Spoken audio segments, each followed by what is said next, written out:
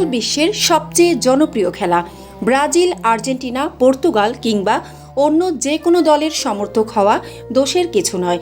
নিজের প্রিয় দলকে ভালোবাসুন, তাদের জয় পরাজয়ে আনন্দ বা হতাশ প্রকাশ করুন।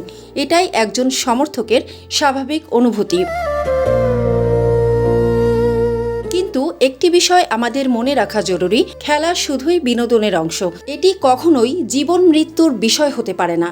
দুঃখজনক হলেও সত্য, কয়েক হাজার কিলোমিটার দূরে অনুষ্ঠিত একটি ফুটবল ম্যাচকে কেন্দ্র করে আমাদের দেশে অনেক সময় তর্ক বিতর্ক, মারামারি, এমনকি আত্মহত্যার মতো মর্মান্তিক ঘটনাও ঘটে।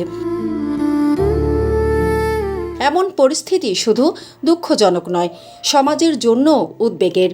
মনে রাখুন, একটি ম্যাচে হার বা জিত আপনার বাস্তব জীবন নির্ধারণ করে না, কিন্তু আপনার একটি ভুল সিদ্ধান্ত আপনার পরিবারকে সারা জীবনের জন্য কষ্টে ফেলে দিতে পারে। রতন রে, আমার বুকে আয় রে।